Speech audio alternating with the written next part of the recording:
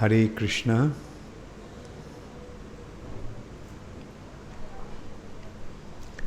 So everyone is nicely situated, and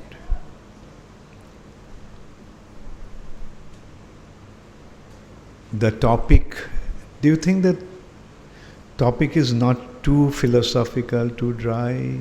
Is it? Some years back, I actually noticed that when you speak philosophy, generally devotees tend to fall asleep. Of course, I must admit, I noticed you didn't fall asleep yesterday's classes. But when I told stories, I noticed that everyone woke up. So then I thought, let me give seminars on stories. Story-based seminars. And the first seminar I gave in that context was Ramayana. I chose Ramayana because natural choice was Mahabharata. But I thought if I start off with Mahabharata, I can't go back to Ramayana. So better start with Ramayana and then go to Mahabharata. And then for a few years I had been giving seminars based on such Puranic and Aitihashik aspects of our scriptures. But somehow this year I thought of giving a seminar on Uddhava Gita, because personally I was very impressed with Uddhava Gita.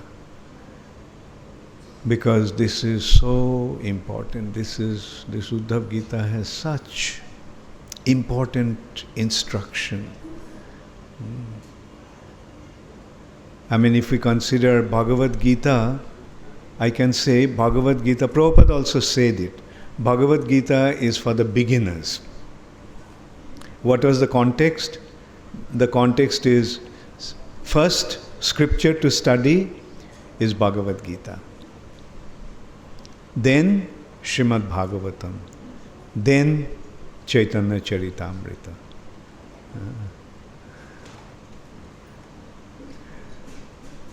Shiva, sit down. How everybody liked Shiva's singing yesterday. I told you he's a very, very talented singer. Very accomplished singer also. Thank you so much, Shiva. So,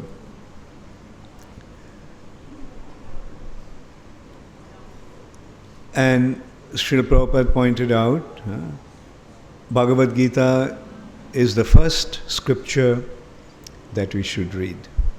Then Srimad Bhagavatam. How we should read Srimad Bhagavatam? From first, second, and gradually go to 10th canto. That describes Krishna's pastimes. Then comes to 11th canto. And 11th canto is practically Uddhava Gita. So we can see that Bhagavad Gita is as a beginning, then next is Srimad Bhagavatam, and the Bhagavatam is ultimately culminating into the 11th canto, which is Hamsa Gita or Uddhava Gita. And another thing I want to tell you emphatically, the objective of these seminars is not to give you the complete knowledge. The purpose of these seminars is to generate the interest in you to read, give a kind of a overview, a guideline, so that you feel inspired to read yourself. Reading is very important. That's why Prabhupada spends so much time translating these books. Because reading is the basis of our spiritual advancement. Reading is non-different from hearing. Shravanam. What is the first aspect of ninefold devotional service? Shravanam. Shravanam. And reading is Shravanam. We may not be able to directly hear Srila Prabhupada. Of course, we can hear also because so many tapes are there. Prabhupada's classes, Prabhupada's lectures, Prabhupada's conversations. So many tapes are available. And those tapes we can hear. We can directly hear Srila Prabhupada. It's such a wonderful opportunity. Although Srila Prabhupada left, his Bapu, his physical form, is not there anymore, but Srila Prabhupada is present through his Vani. In his Vani, in his instructions, in his recordings, Prabhupada is present. And Prabhupada himself mentioned that Vani is more important than Vapu. Instructions are more important than physical presence. And then, of course, the books. And in these books, we can actually hear not only Prabhupada. In these books, we can hear Krishna. Bhagavad Gita, when we read, we are hearing Krishna. That is how we should actually read Bhagavad Gita. Do you remember Chaitanya Mahaprabhu meeting the Brahmana in South India? Illiterate Brahmana, the Bhagavad Gita reader, Brahmana. He was illiterate, this person.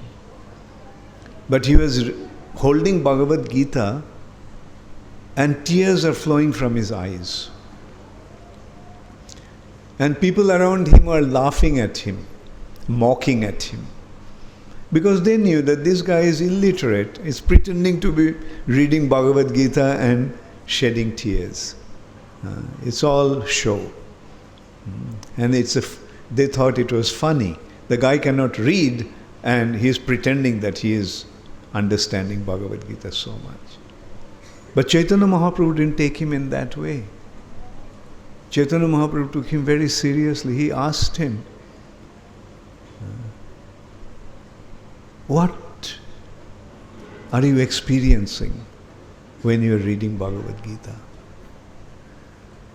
That person admitted, I'm illiterate. I can't read.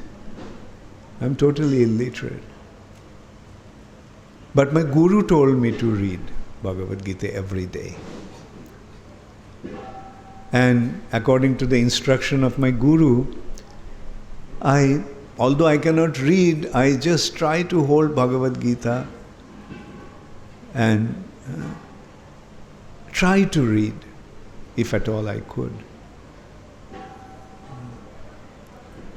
But whenever I hold the Bhagavad Gita, the picture actually comes into my mind that Krishna, the Supreme Personality of Godhead, is driving the chariot of Arjuna. So merciful towards his devotee. The Supreme Personality of Godhead became Arjuna's servant, Arjuna's chariot driver, meaning Arjuna's servant. The Lord has become Arjuna's servant. And when I picture the Lord in that way, I feel so overwhelmed with emotion due to this merciful attitude of the Lord that I can't restrain my tears. And then Sri Chaitanya Mahaprabhu told him that you are the actual reader of Bhagavad Gita. You are the actual reader of Bhagavad Gita.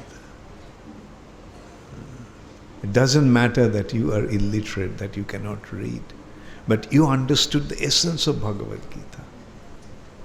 You recognize Krishna through Bhagavad Gita.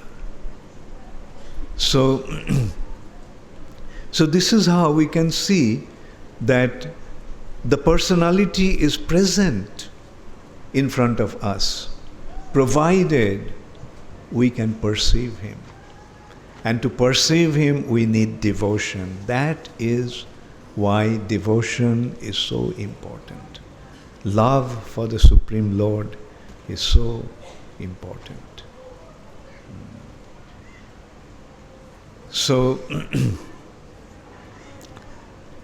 anyway, so please try to recognize that reading means hearing. When you are reading these verses, recognize that it's Krishna who is speaking. Even though you may not understand Sanskrit, it doesn't matter. In whichever language you can understand. And even if you are illiterate, doesn't matter. What a wonderful lesson we learned from this apparently illiterate Brahman. Just try to picture how mercifully Krishna is driving Arjun's chariot. The Supreme Personality of Godhead has become the servant of his devotee. So that is the purpose of reading Bhagavad Gita. This is the purpose of listening to all the scriptures. The scriptures are not ordinary literatures. Scriptures are actually the message from the other world, from the spiritual world. They're the message of not this world, they're the message from that world, spiritual world. And that's why through the scriptures, the spiritual world becomes revealed to us. They literally become revealed to us.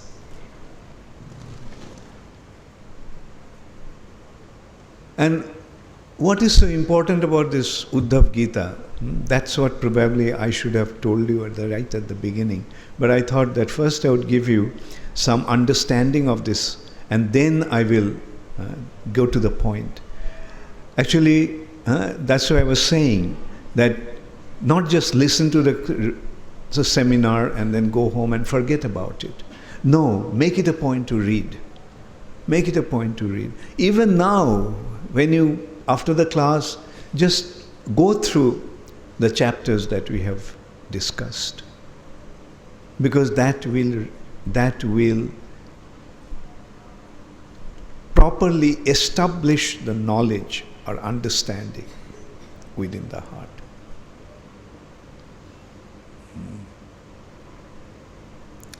Shravan dasha, Baran dasha. First we hear, then we accept. Then Apan dasha. Then it becomes our own. It becomes a part of me. The knowledge becomes a part of us. That's how the spiritual progression is. Hearing, just hearing is not enough. We should accept the hearing. You remember the three murtis I gave the instruction, example yesterday. Which is what kind of personalities are priceless due to their nature? The one who accepts the instructions in the heart. Why Srila Prabhupada is so special among all his God brothers? Did it ever occur to you? Many of them are very scholarly. I had the good fortune of meeting some of Prabhupada's very, very advanced God brothers. And they're brilliant personalities. I was very fortunate to have a lot of mercy from them also. Brilliant personalities. But what made Srila Prabhupada stand out among all of them. Prabhupada was not really that outstanding during that time. Bhaktisiddhanta Saraswati Thakur was surrounded by sannyasis. He gave sannyas to 27 disciples. He was surrounded by all these advanced devotees. Some of them were not even sannyasi, but extremely brilliant.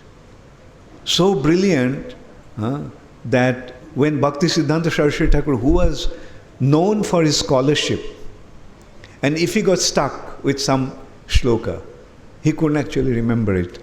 This devotee, this disciple, recited that shloka. So brilliant. So, Bhaktisiddhanta Saraswati Thakur had literally many luminaries among his disciples. But what was so special about Srila Prabhupada? Remember what did Srila Prabhupada, Bhaktisiddhanta Saraswati Thakur told about Srila Prabhupada? He is very keen to hear. He is very keen to hear. That means whatever Srila Prabhupada heard from Bhaktisiddhanta Saraswati Thakur, he just accepted it wholeheartedly within his heart. And that's why we can see that Prabhupada understood Srila Bhaktisiddhanta Saraswati Thakur's teachings in a perfect way. All those scholarly disciples of Bhaktisiddhanta Saraswati Thakur couldn't understand his actual mission, his actual idea, his actual objective. But Srila Prabhupada did.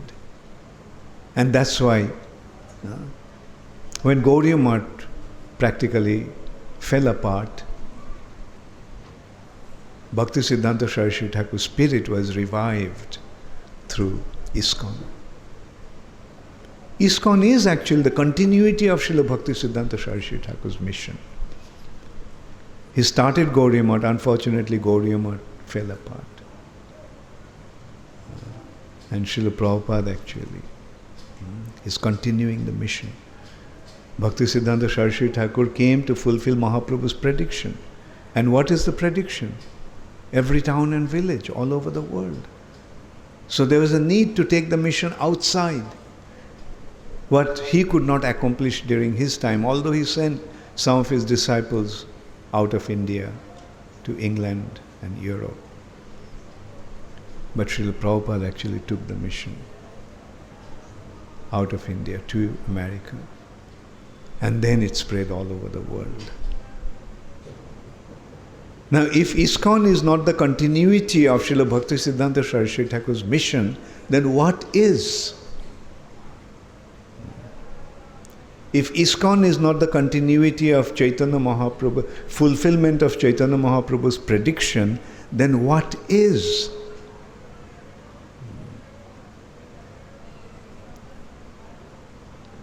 So we can see a real disciple accepts the instructions of the spiritual master to his heart, in his heart, makes it a part, makes it his whole life's mission. And that is why Prabhupada was so outstanding.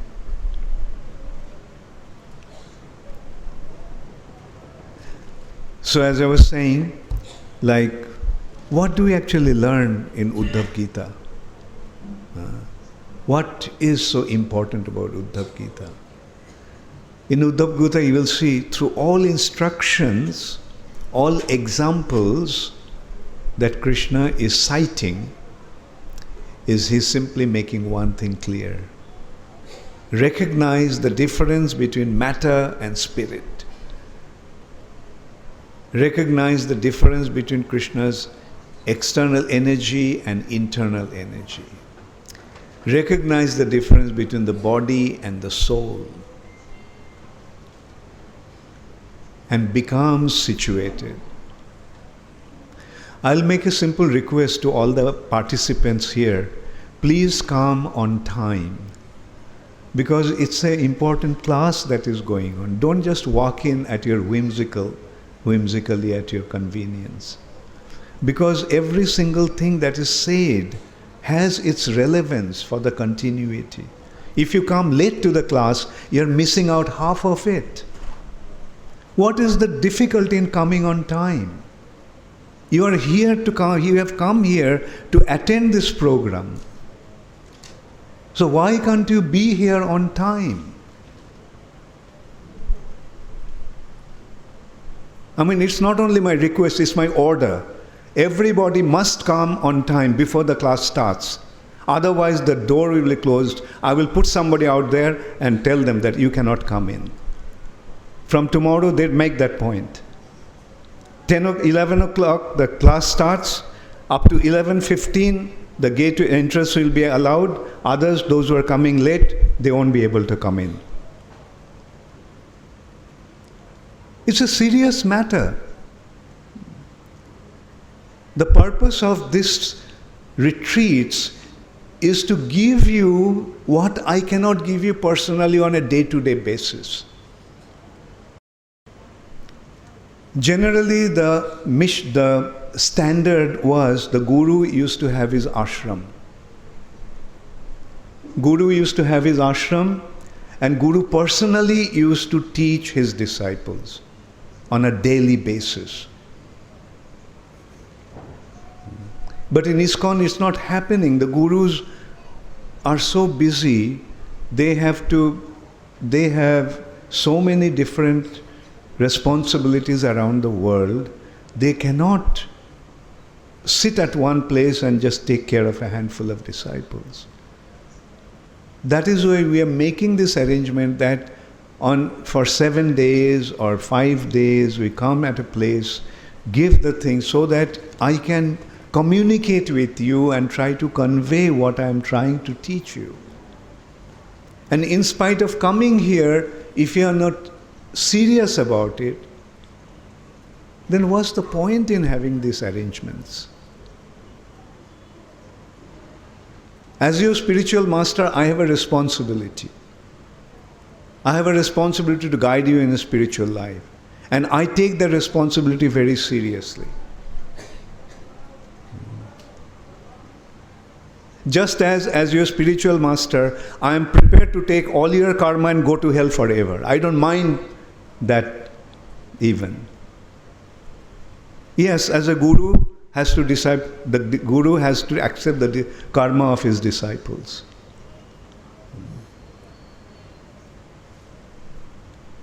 So Guru does that, and at the same time Guru has all these responsibilities. And therefore a Guru needs the help from the disciples. And only help that he needs is your sincere commitment. You have accepted initiation, so please become serious about your spiritual life. And that's how you are going to relieve me of my burden.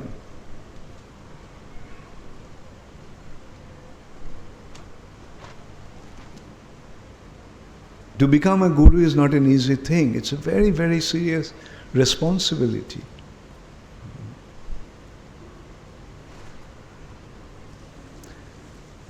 Anyway, please become serious about your spiritual life. Don't consider that this coming to this retreat is something like going to a movie or going to a picnic. Even to a movie, you go on time. When you go to a movie, you're never late to go to a movie. I don't know whether you go to a movie or not. When you go to a picnic, you are there before the picnic starts. So is this less important than those activities? Please become serious about your spiritual life. So Uddhava Gita is actually establishing, Krishna is telling us through Uddhava the difference between matter and spirit. Matter means Krishna's external energy. And spirit means Krishna's internal energy. And that internal energy of Krishna is present in the form of the soul. And the external energy is present in the form of the body. So this body is important because since we have the human form of life, we have the opportunity to become engaged in Krishna consciousness. Had we not have this body, we couldn't have been here. Had we not have this body, we wouldn't have been able to read Bhagavad Gita. We wouldn't have been attend this seminar and listen to Uddhava Gita or Krishna's instruction. Had we not have this body, we couldn't worship the deity in the temple. Had we not have this body, we couldn't have gone to the Mangalarati and attend the Mangalarati in the temple. So that's why this body is actually very, very important. Especially the human form of life. Labdha shudurlabhamidam bohusham bhavante. And after many, many possibilities, we got this human form of life. Bohusham bhavante. Shambhavante means various possibilities. Bohusham bhavante. After many, many possibilities. Possibilities of 8 million possibilities. We got this human form of life. And consider the good fortune of this human form of life. We are able to listen to this Krishna consciousness, practice Krishna consciousness, become involved in Krishna consciousness. Just having the human form of life is not enough. Chaitanya Mahaprabhu is instructing that to Sanatana Goswami. That out of human beings, many, many human beings are uncivilized. Uncivilized. Some are half civilized. And only a few are civilized. And those who are civilized, they only practice or pursue spiritual life.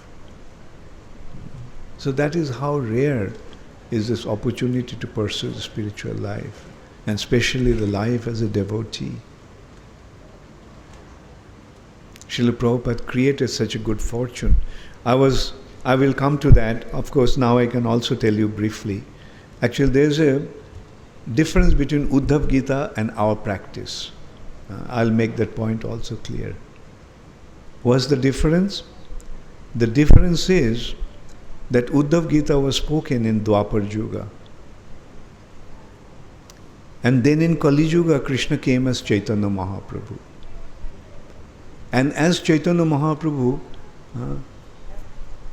he gave us a very, very wonderful process of spiritual advancement, which was not available before. We can see yesterday that point came out many times, like Abadhut is telling King Jadu through that example of a unmarried girl, young girl, who just kept one bangle only in hand.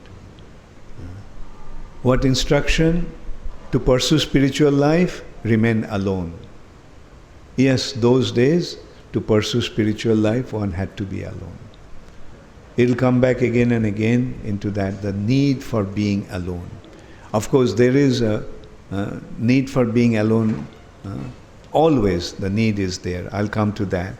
But the thing is, Chaitanya Mahaprabhu gave us a process where we are collectively can practice spiritual life. Today's spiritual practice is not singular. Today's collective spiritual practice is plural, multiple. Bahubhir milita. Many people get together. And as a matter of fact, more the merrier. So that is the inconceivable benediction of Sri Chaitanya Mahaprabhu. Alone, how many could leave everything and go to the forest and live alone to pursue spiritual life in this age? If at all, the number will be very, very few.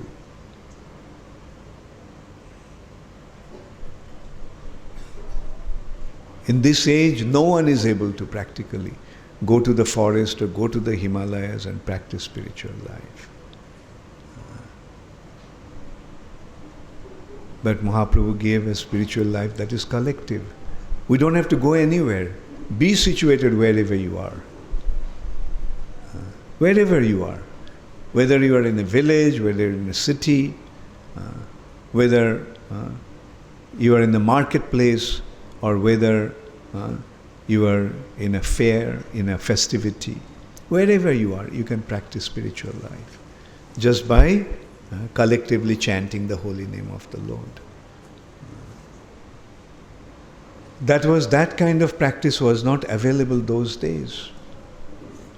Everybody had to pursue their spiritual life alone. That is Chaitanya Mahaprabhu's mercy. But again, I'll go back to the point, yes, spiritual life must be pursued alone. In order to practice spiritual life properly, one has to be alone. How alone? Internally, not externally. We may be surrounded by so many, but internally we should be completely committed to our mission. An example, when you are chanting the holy name, how do you chant more attentively? When you are chanting alone, or when you are chanting with many others? Because when you are chanting with others, there is a possibility to start talking. Your chanting gets interrupted. Sometimes some devotees chant with others like Bhakti Prem Maharaj, but that he does to kind of get the devotees to chant together. I also used to do that in Mayapur. Every morning, I used to have all the devotees come to my room and we used to chant. I started it. Why did I start that practice? Because I would see that devotees with bead bag in hand, they're walking and talking. They're not chanting, they're gossiping.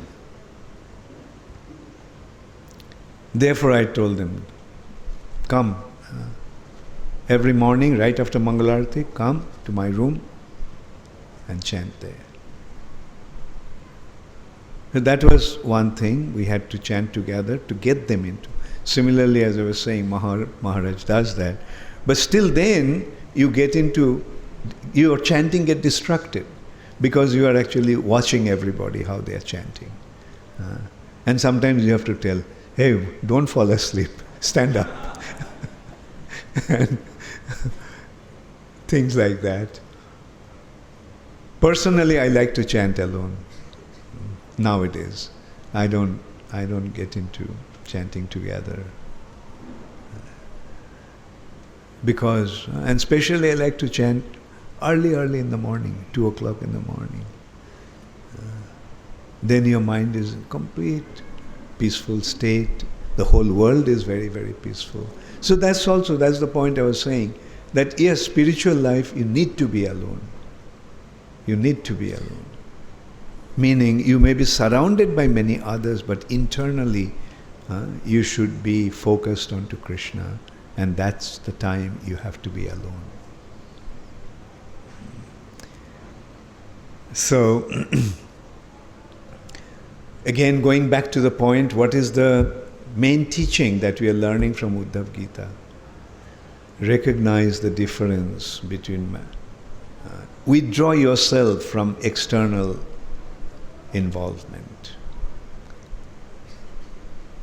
But then again, I can see that we can't do that. I, for example, I can't do that. To withdraw myself completely is not possible because ISKCON has grown so vast, so far and wide. And as one of the leaders of ISKCON, I have to take up so many responsibilities, go to so many places. But still, we have to be focused on to that, all that the consciousness has to be there that whatever I am doing is not an external activity. Whatever I am doing is my devotional service to Krishna. So that's again another aspect of Sri Chaitanya Mahaprabhu's Sankirtan movement.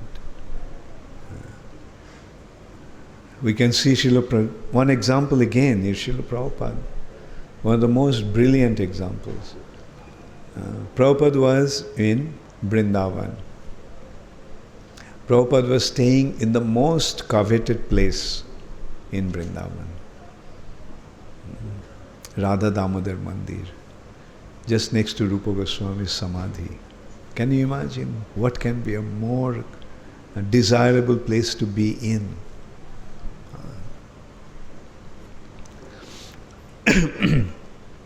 But what did Prabhupada do? Prabhupada left that place, went to America. In total uncertainty. Prabhupada was so nicely situated in Vrindavan, in Radha Damodar temple, he didn't have to worry about anything. Who can have a place like that? Just practically living just next to Rupa Goswami's Samadhi. And Raghunath Das Goswami's Bhajan Kutir.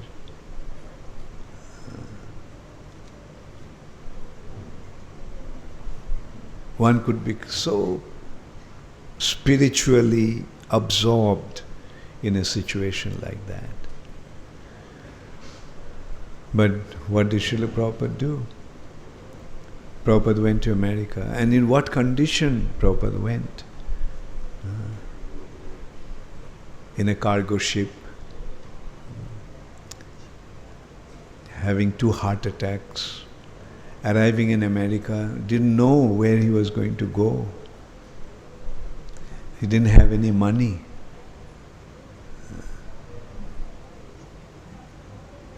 And oftentimes he felt so frustrated. He used to, Prabhupada mention, that he had a return ticket to go back, and he used to become so frustrated that he used to go to the shipping company and ask when the next ship is going to India. And they would say on such and such date. But within that time, Srila Prabhupada would change his mind and continue. So this is the heart of a pure devotee. Even he does not care for his spiritual comfort.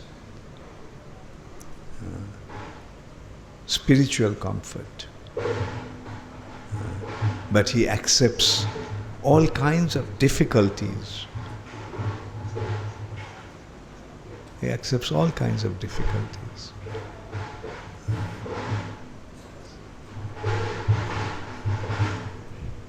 For the sake of benefiting others. So that is the thing. Mahaprabhu's devotees, there's a unique aspect of Mahaprabhu's devotees. In other ages, they used to be concerned about their own spiritual advancement. Whereas Mahaprabhu's devotees do not care for their own spiritual advancement. They are simply concerned about other spiritual advancement. Like Bashu Ghosh. Bashudev Datta. Telling Chaitanya Mahaprabhu, give all the sins of all the people of this world and let them go back to Godhead. That is the mood of a devotee of Chaitanya Mahaprabhu. Paro dukha dukhi.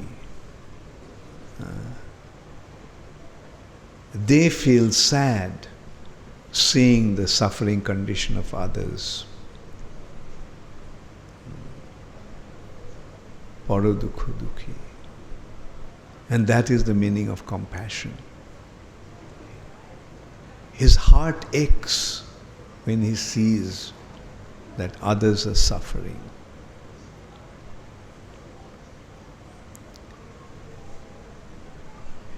Anyway, so yesterday I couldn't complete all 24 gurus of Abadhuta. Do you all remember? Up to what we covered? We covered 16 gurus. No, 17 gurus. Now how many are left? Another 7 are left. So anyway, we'll reiterate them afterwards, all 24. But who are these 7 that are left? The first one is a bird, a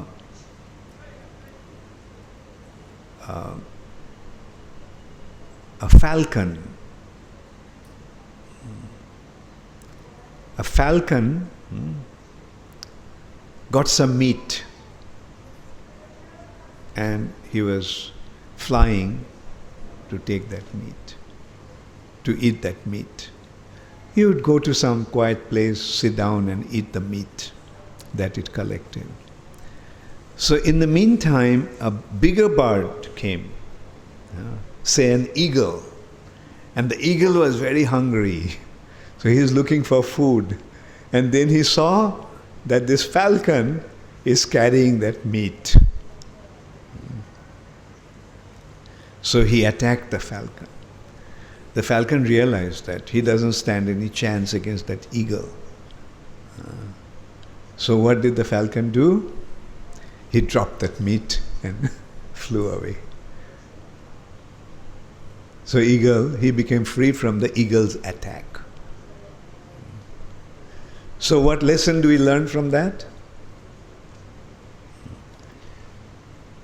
Material possession, how material possession causes anxiety. Because the others will try to take it away from you. When you have material possessions, then you are susceptible to be attacked by others. But when you drop that, like that falcon, he dropped that, and then what happens? No more anxiety, no more attack from other corners. So again, we are getting to what should a sadhu do? Should not accumulate material possession. If at all there is some material possession, drop it. But we don't drop it. What do? Use it in Krishna's service. That's the safest thing. As I said, like Uddhava Gita is not actually complete.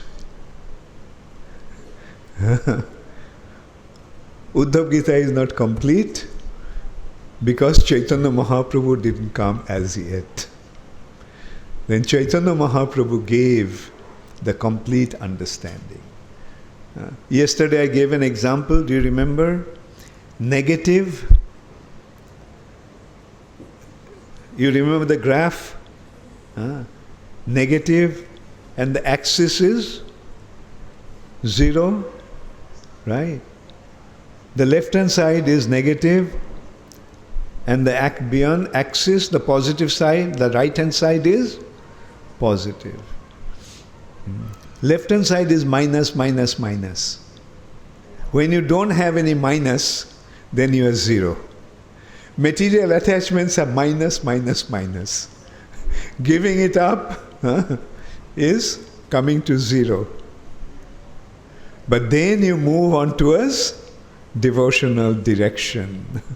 Then that is the positive direction. In the negative side also there is 1, 2, 3, 4 in the graph, right?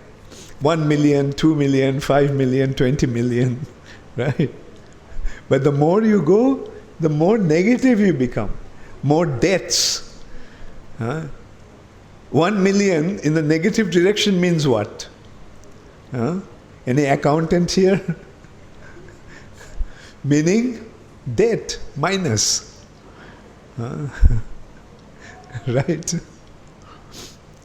But 1 million in the positive direction means your bank account.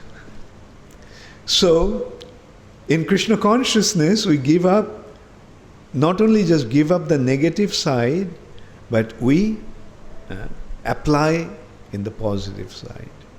Krishna service, promoting Krishna consciousness. So this is how we actually, this is the difference between pre-Chaitanya Mahaprabhu and post-Chaitanya Mahaprabhu. Pre-Chaitanya Mahaprabhu's objective, we can see, is coming to zero. But post-Chaitanya Mahaprabhu is move into the positive direction. There is also opportunities of being engaged, but point is, devotional service those days was very, very rare. Very rare. Only some very, very fortunate few got that. So, so what did Abhadhuta learn from the Karura bird or falcon?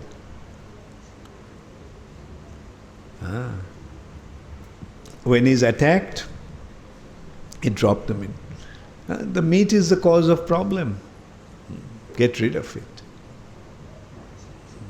So don't be attached to your material possessions. Rather, when there's a necessity, drop it. Or not, as I said, not drop it. Offer it to Krishna in his service. And ultimately we'll actually come to a very important point. What is the most precious wealth that one has? What is the most valuable wealth? Most precious wealth? Anyone? Yes, Kalavati?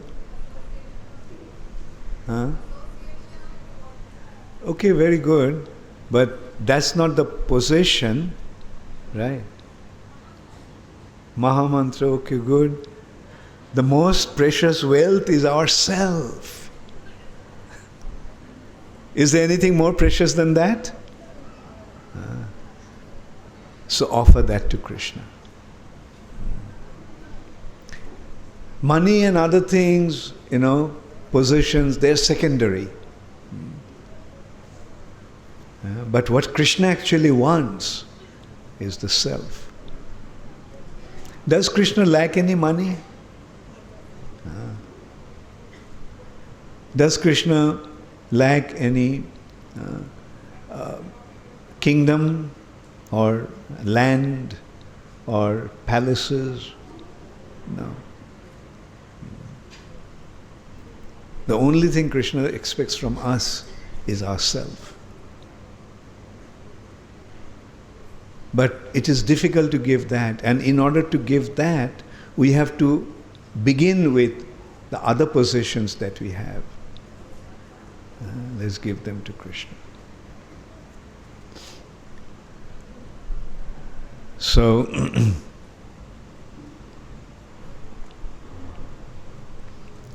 then, who is the next guru that he had? Hari Bol, Hare Krishna. Who is the next guru? A retarded child. You know a retarded child? Retarded. Sometimes you see some child who cannot speak, who is completely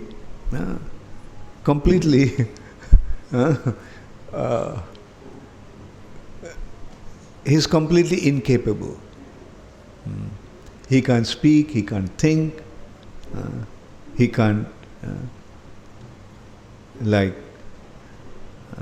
anyway, I'm sure you know what it means, retarded. So, what did the Avadhut learn from that retarded child?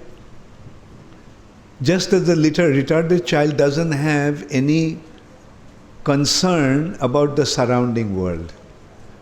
Does he care how people think about him? Does he care what people talk about him? How people treat him? Isn't it? Did you ever notice a retarded child? So Avadhut learned, like him, a saintly person should become totally unconcerned about how the outside world is treating him. People may insult you, people may abuse you. Don't become affected. Example, Jada Bharat. Jada means retarded. Bharat Maharaj, in that life, he was like a retarded child, but he was actually a Paramahamsa Avadhut.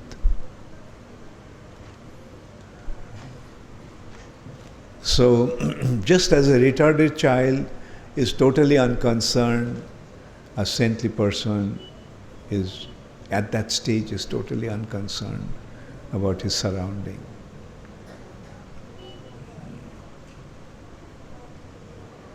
Now, in that respect, we have to understand one thing. Two opposite extremes sometimes look alike. Like sunrise and sunset. How does the sunrise and sunset? Don't they look the same?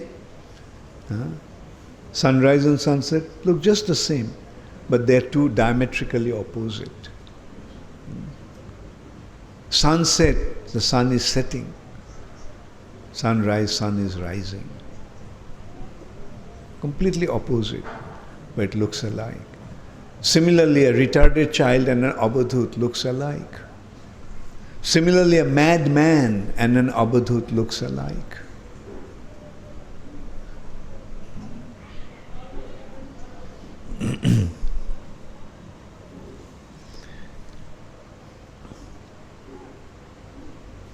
Then comes the example of the young girl. I already told about the young girl. So let's go through that once again. Since so many questions came up, I thought that I selected a right example. It created quite a lot of sensation. Right? So many questions came up. Yesterday, all the questions I received were centered around that.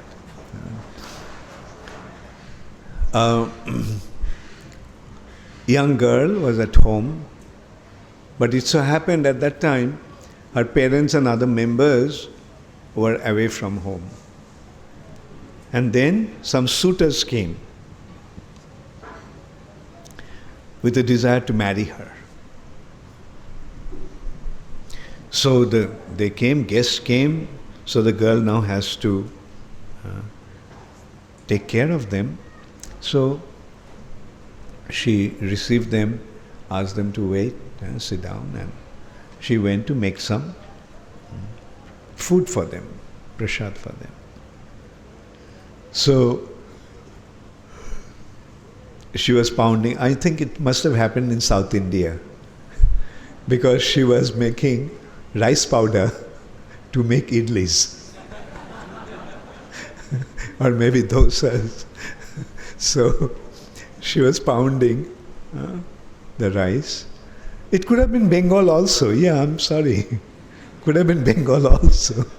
Because in Bengal, they take the paddy and they pound it and separate the husk from the grain. So that for that also they have to do beating. It must be Bengal because in South India they don't beat. In South India they just grind it that way. Isn't it? Anyway, wherever it is, hum Hindustani. So the girl was pounding the rice And she had bangles in her hands. So the bangles were making sound, clashing against each other. So she realized that if they hear the sound, they'll think that I am alone and I don't have any maidservant to cook the food. And they'll think that we are very poor. So she didn't want to give them that impression. So she took off all the bangles from her hand. She just kept one bangle in each hand. Because a young girl should have a bangle, at least one bangle in hand, so she kept. And then there was no sound. So what did Abhadhuta learn from that?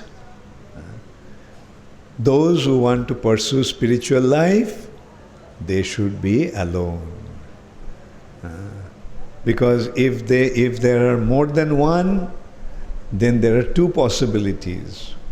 If you are friendly, you will gossip. If you are inimical, you will fight. So your spiritual life will go down the drain. So those who want to make spiritual advancement should remain alone. This is the lesson that Abhadhuta learned from that from that young girl. So I think about this we discussed enough yesterday and today also. The point is, as I said, that in this age, Mahaprabhu Sankirtan movement is with many. Yes, when we are doing Sankirtan, we should be with others. But when we are doing our personal spiritual cultivation, remain alone.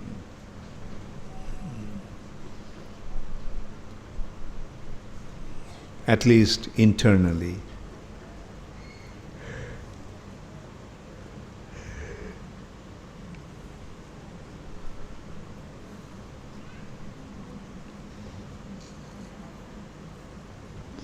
Then his next guru, who is the next guru of Abhadhuta? Spider guru. So, what does the spider do? Spider creates a web with its own saliva. The spider takes the saliva and creates the wave, creating nets. And then afterwards the spider takes it back again. What lesson did he learn from that? In a similar way, the Supreme Personality of Godhead creates this material nature with his own potency. And he lets it remain manifest for some time, and then again he withdraws it himself. The Lord glances towards the material nature, and as a result of that, the time, his glance becomes time. And in the form of time, the Lord's glance agitates material nature, Maya. And then the material nature becomes manifest. Material nature has three modes. Mode of goodness, mode of passion, mode of ignorance. And in the modes, living entities become involved. And then the material nature becomes manifest. Bhakta. And then again the Lord withdraws the material nature within himself.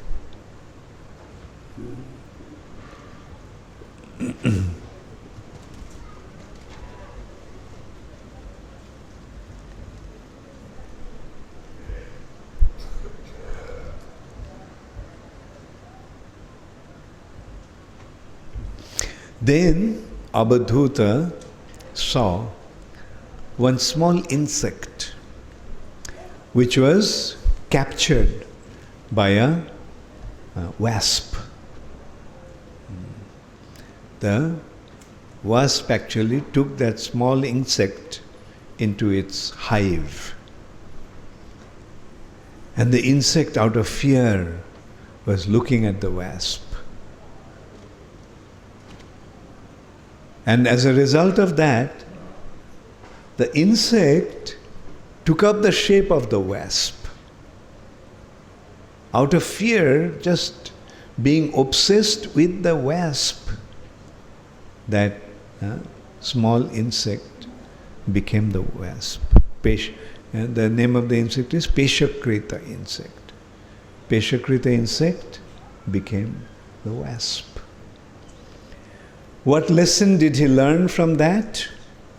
The lesson that he learned from that is, as we act, we generate karmic reactions. And that karmic reaction develops our subtle body, shapes our subtle body. And then eventually, according to this shape of the subtle body, we get our next gross body. Is that point clear to everyone? You see, as you act, your mind or subtle body become affected by that. Okay, first of all, do you recognize that you have a subtle body? Everybody is aware of this body. This is the gross body. But is there another body beyond that? Although material, we have another body. That's called subtle body. This gross body is made of earth, water, fire, air and ether. And the subtle body is made of mind, intelligence and false ego. These are three subtle elements. With these three subtle elements, we have a subtle body. So, do we experience? How many of you have experienced your subtle body? Existence of your subtle body. So how many of you experienced it before I told you? Okay. The experience of the subtle body is when we are dreaming. When you are dreaming, you are there. Do you have a body? In that dream, do you have a body? Do you have a personality? So that is the subtle body. Now, as we act, our subtle body takes its shape. Like, for example, when you do something good, how do you feel internally? When you do something good, internally you feel elated. When you do something bad, even though no one saw you doing it, how do you feel? Heavy. So this is how every action leaves its imprint on our subtle body. Now, the way one acts, accordingly, the subtle body takes up the shape. Like, for example, if somebody acts like an angel, his subtle body will take the shape of an angel. If somebody acts like an animal, the subtle body will take the shape of an animal. And according to that, and then when he leaves the body, the subtle body carries the soul. The gross body dies, subtle body doesn't die. Subtle body carries the soul. And according to the shape of the subtle body, Mother Nature will provide the next body to us. So somebody who acted like an angel and whose subtle body has taken up the shape of an angel, what kind of body he will get after his birth? He'll get a body of an angel. And if somebody acted like a pig, After death, what kind of body he will get? He'll get a body of a pig.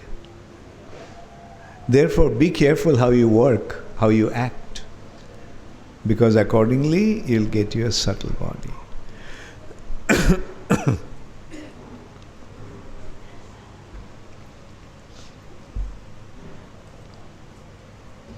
So,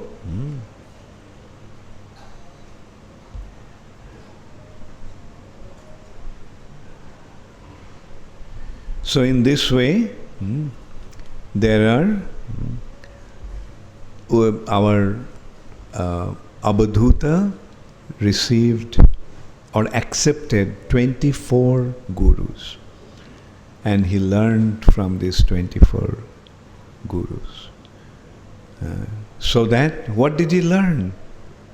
He learned how to become Krishna conscious. All these instructions that he received are very, very conducive or favorable to our spiritual advancement. So, okay, so I'll invite a few questions now.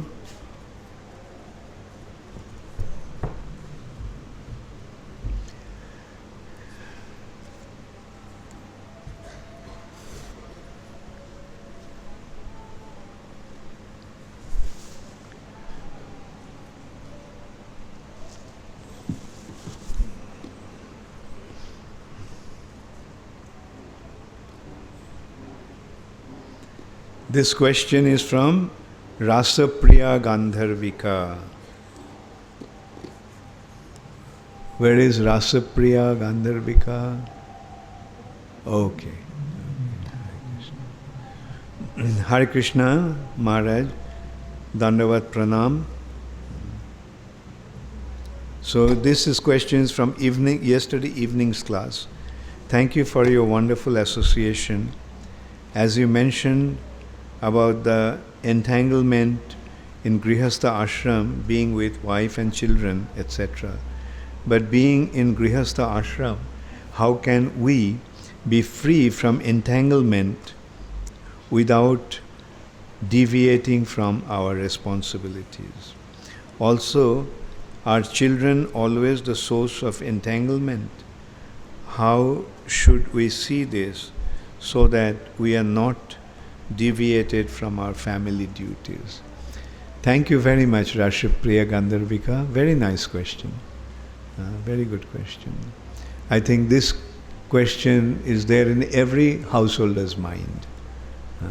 How do we, being situated in household situation, can make spiritual advancement? The answer is very easy. Very easy. Simply make your house into a temple. Is your house your house? Then Gandharvika, Rasapriya, is it your house? No. Whose house? Krishna's house. Now in Krishna's house, those who are staying, who they are? Sit down. Who they are? They are Krishna's devotees. Your husband is a Krishna devotee, your children are Krishna's devotees. So you take care of them as if you are not taking care of your children or husband, but you're taking care of Krishna's devotees in the temple of Krishna. And then when your husband goes out to work, he is making money to maintain Krishna's temple. Right? His work then becomes devotional service. Are you working? You're also working. So when you're working to earn money, why do you need the money? You need the money to take care of Krishna's house, Krishna's temple. So is it A mundane activity or spiritual activity? Spiritual. So this is how your household life becomes a source of spiritual advancement. Okay? Thank you. Nityananda Swarup. Where is Nityananda Swarup? Okay. Dear Guru Maharaj, please accept my most humble obeisances unto dust of your lotus feet. All glories to Srila Prabhupada. As you mentioned that for spiritual advancement we need to remain alone internally. So my question is, how can we remain alone internally?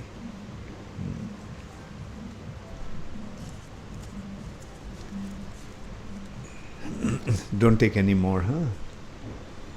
To remain alone internally means you do not allow your senses to go out. Withdraw your senses. And that is the meaning of meditation. Like, can you imagine a situation when you're surrounded by so many people, but if you're not allowing your senses to go out, will you see them? Will you see them? Will you hear them? No. So that is how you remain alone, by internalizing your senses. All right?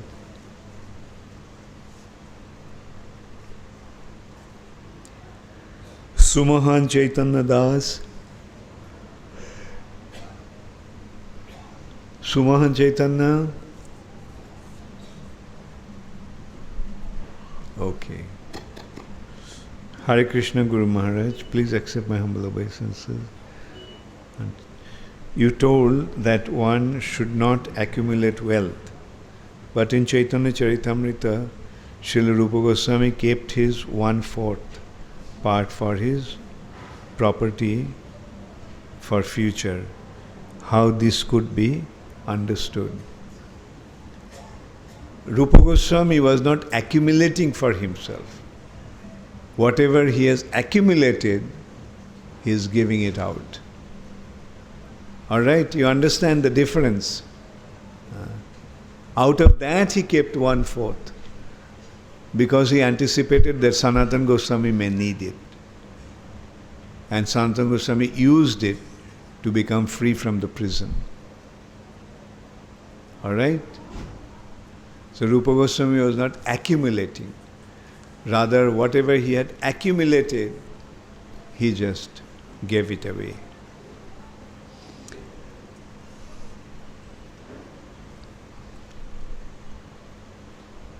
Pratik.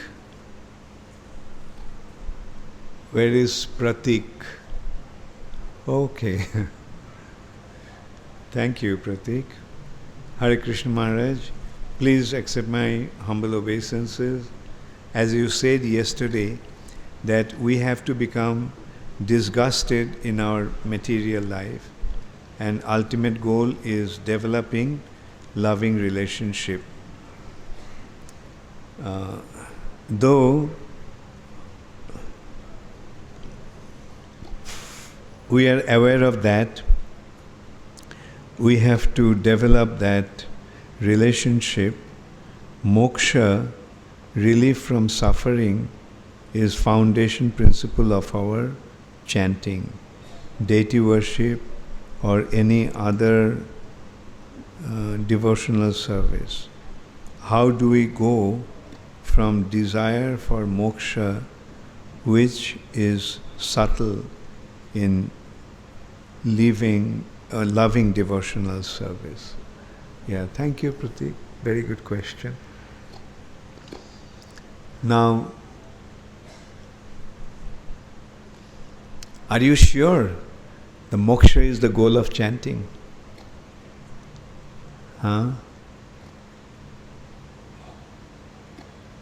Where is Pratik? I don't see him now. Oh yeah, that's right. Yeah. What is the goal of our chanting? Huh? Moksha or liberation? Then? Why did you say moksha? Huh?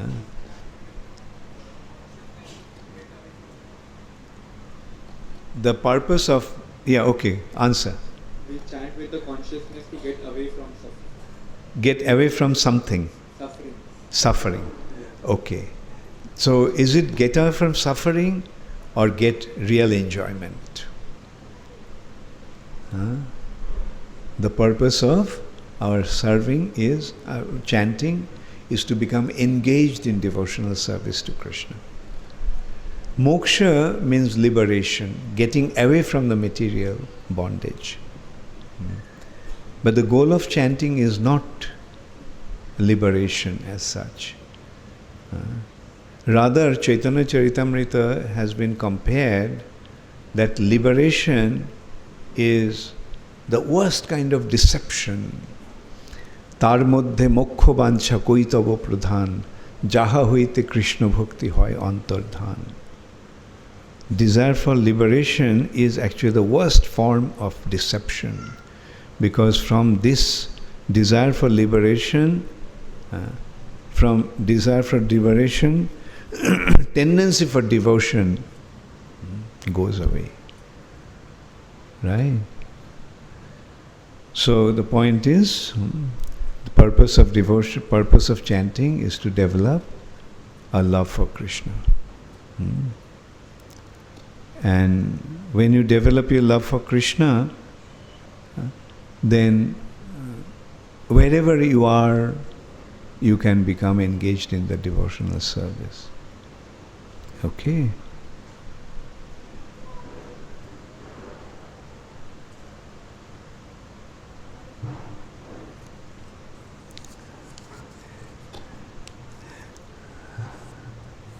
You see, pure devotional service is free from two things. One is desire for enjoyment here in this material nature, and desire from liberation from this material nature. Both are actually detrimental. Pure devotional service is free from those two. Jnana karmad anabritam.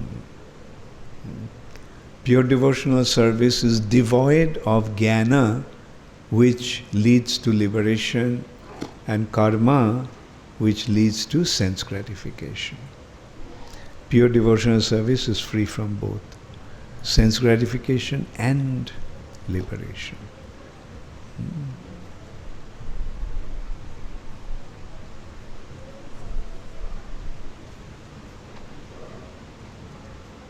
Oh, I'm sorry, yeah, that's true. I actually skipped 2 points. Yeah. Actually, 2 other examples, gurus were there. Whose is this from? Okay, good. Very good for reminding me. One is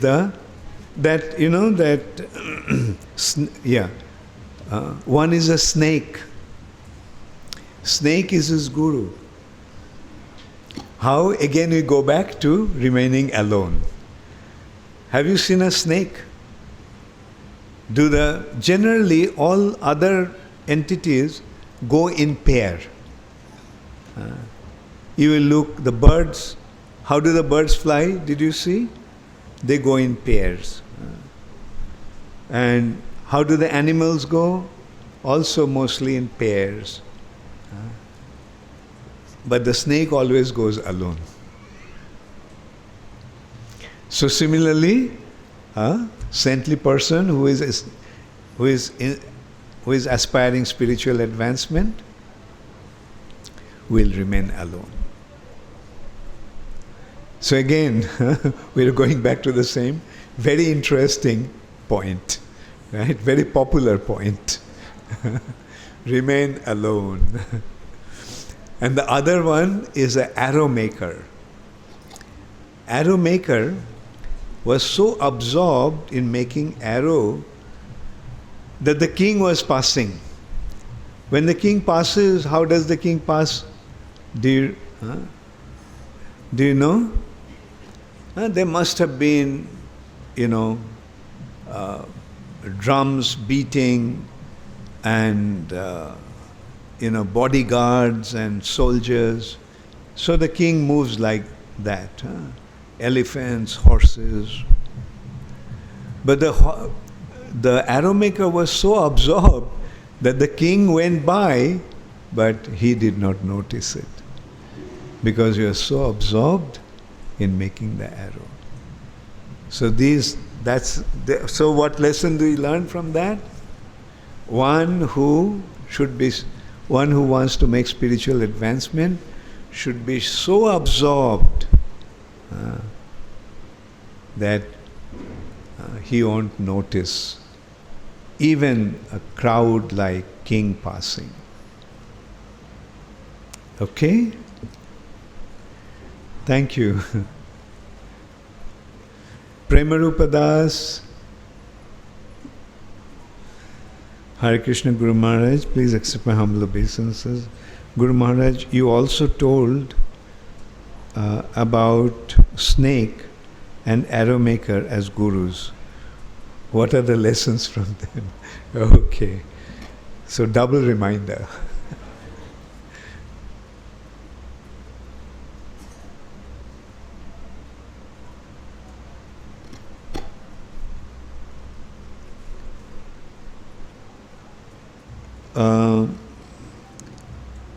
Village Chapra,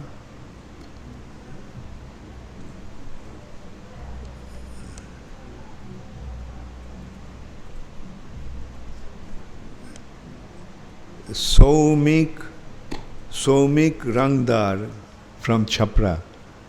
Who is that?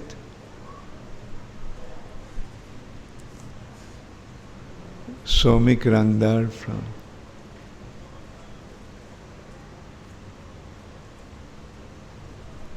Oh, okay. Very good. Dear Guru Maharaj, I offer my respectful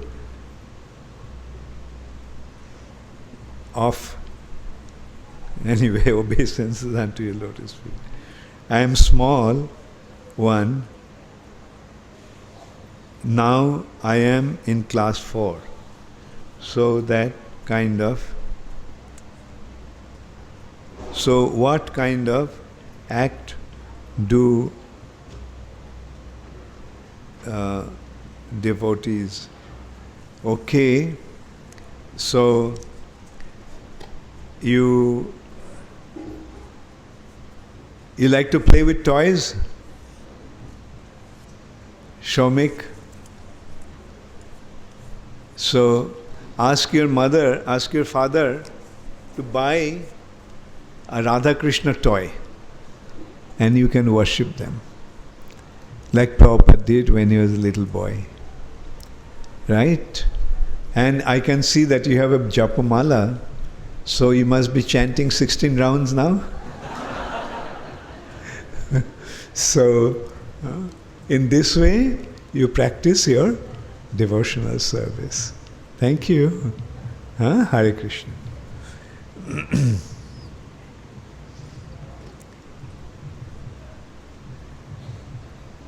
Bhakta Bibhor.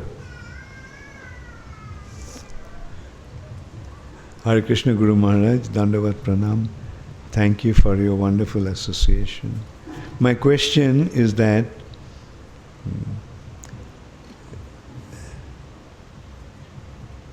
Jada means retarded. This world is also known as Jada, Jagat. Then how we are not retarded, or at least behave like that, so we don't care about others.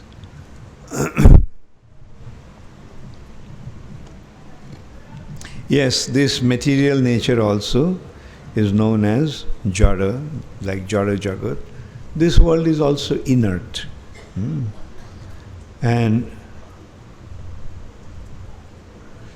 so You see, you don't have to pretend to be Jara. Your consciousness should become like that.